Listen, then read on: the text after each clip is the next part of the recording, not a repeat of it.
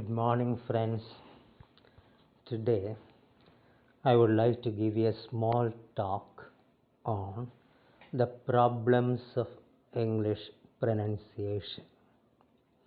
English is, of course, a foreign language for all of us. It means we are the foreign learners of English. So, naturally, we face some problems, especially with regard to pronunciation. You know, English is said to be an unphonetic language. It means that there is no one-to-one correspondence between spelling and pronunciation. In other words, there is some disparity or discrepancy between letters and sounds. In English, one letter produces different sounds in different words. For example, look at the first letter of the English alphabet, A. The letter alone is pronounced A, but when it occurs in a word, it gives different sounds. In the word father, R sound is produced by the letter A. In the word cat, A sound is produced by the letter A. In the word watch, W-A-T-C-H, watch, O sound is produced. In make, M-A-K-E, make, A sound is produced. In M-A-R-E, mare, air sound is produced by the same letter. Again, look at the letter U in put and but. P-U-T is put, but B-U-T is not but, but. Now look at the letter combination CH. C-H-A-I-N, chain. Cha sound is produced by the two letters C and H. Character. C-H-A-R-A-C-T-E-R, character. Ka sound is produced by the same letter combination. Machine. M-A-C-H-I-N-E, machine. J sound is produced by the same letter combination. Again look at GH. G-H-O-S-T, ghost. C-O-U-G-H, cough. T-H-O-U-G-H, though. Though the letters used are the same, the sounds are different. Let me look at one more letter combination. That is O-O. F-O-O-T is pronounced foot. We say football. F-O-O-D is food. I want food. B-L-O-O-D, it is not blood or blood but blood. So this is one of the major problems we have to face when we start learning this foreign language. Now why it happens in English? It does not happen in Indian languages, but it happens in English. It is because in English there are only 26 letters, but there are 44 sounds. So naturally, we have to use the same letter to produce different sounds. In Indian languages, we have as many letters as there are sounds. So we don't have any such problem. Our second problem is that the same sound is produced by different letters. For example, CAT, cat, KITE, kite. The same ka sound is produced by the letter C and the letter K. Or CINEMA, cinema. Sa sound is produced by the letter C.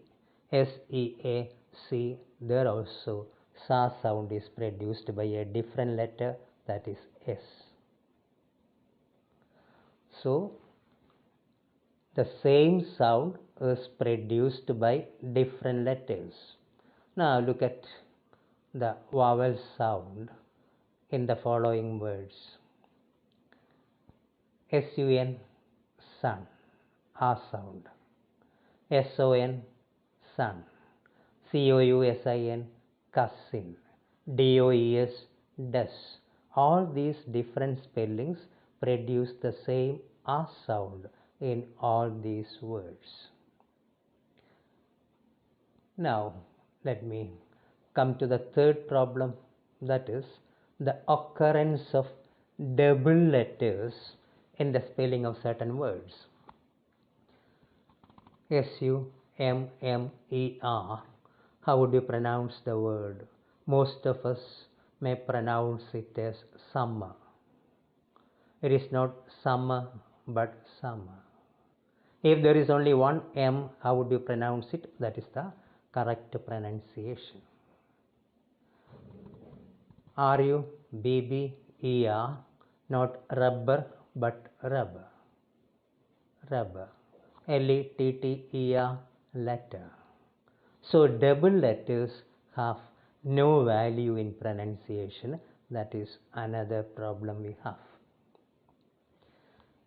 Now next problem. Some letters are totally silent in certain words. For example, KNOW. We read it as no because our teachers taught us so. The letter K is totally silent there. In the word psychology, the letter P has no value. It is not pronounced at all. Now look at the two words FILM and CALM. In the word FILM, that is pronounced film, L is pronounced. In the word CALM, calm, L is totally silent. Again, KEPT, kept. The letter P is pronounced there. Receipt, RECEIPT, receipt, P is totally silent. So, some letters are totally silent in some words. Now, I will sum up the main points. The same letter produces different sounds in different words. Second problem, the same sound is produced by different letters. Third one, double letters have no value in pronunciation. Fourth one, some letters are totally silent in certain words. Now, what is the solution to this problem? There is only one solution. We must get exposed to correct language. We must listen to correct language. The pronunciation of each and every word will be given in all the standard dictionaries, but it will be written in a particular script called phonetic script. We can study the script after some time.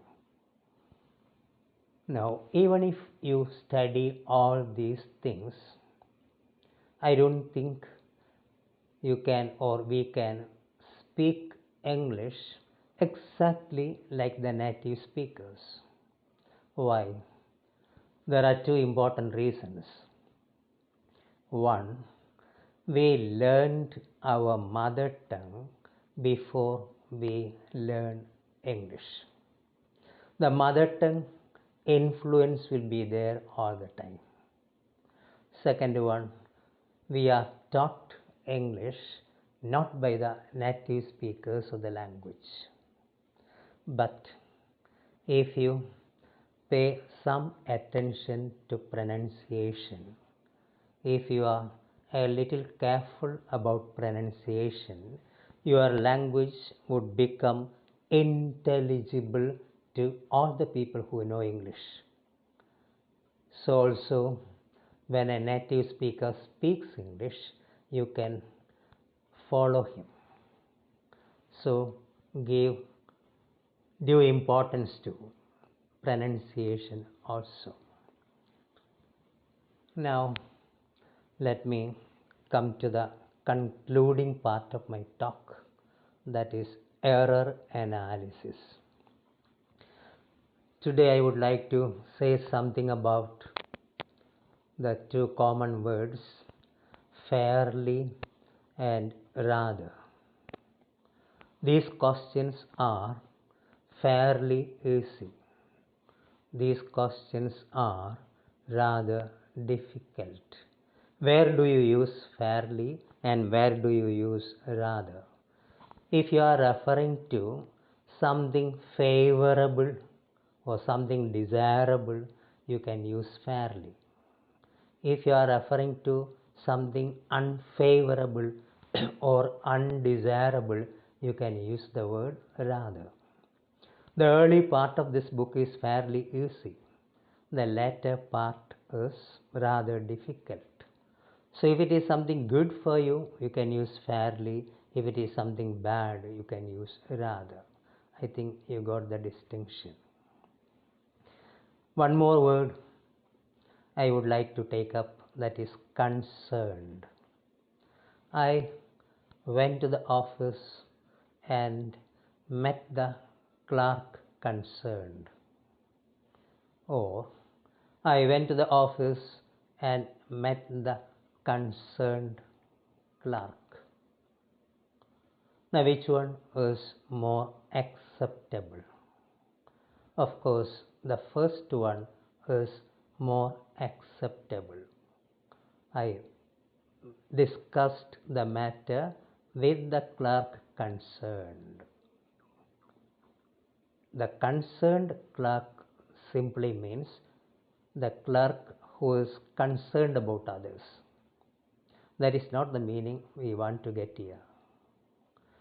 So also, I submitted the assignment to the teacher concerned. I submitted the assignment to the concerned teacher. The first one is a better one. The teacher concerned. Concerned teacher means the teacher who is concerned about others. I hope you understood the difference between the two. Now, let me do one more exercise. Would you mind to come with me for a cup of tea? Is this sentence grammatically correct? No. There is a glaring mistake there. What's the mistake? Would you mind coming with me for a cup of tea? Wherever and whenever you use the expression would you mind, you have to use the ing form of the verb. Would you mind coming with me? That is the correct expression. So also, do you mind? Do you mind to come with me? Wrong. Do you mind coming with me is the correct one. Then I don't mind. I don't mind coming with you. That is the correct expression. So remember, after would you mind, do you mind, and I don't mind, you can use only the ing form of the verb. It is a polite way of asking somebody to do something. Now, towards the end of this talk, I would like to ask you a question. Usually, in the actual classroom situation, I used to ask questions to my students. But since you are not in front of me, I don't ask you questions, but today I would like to ask you a question, not a serious one, but a funny one. If you think about it, try to find out the answer and let me know the answer, but not send it to the group, but send it to my personal number. The question is this: there is a word in English having 7 letters. The first 2 letters stand for a man. The first 3 letters stand for a woman. The first 4 letters stand for a brave man, and the word stands for a brave woman. Could you catch it? There is a 7-letter word in English. The first 2 letters refer to a man. The first 3 letters refer to a woman. The first 4 letters refer to a brave man, and the word refers to a brave woman, which is that word. Think about it, find out the answer, and let me know the answer before we meet again. Thank you.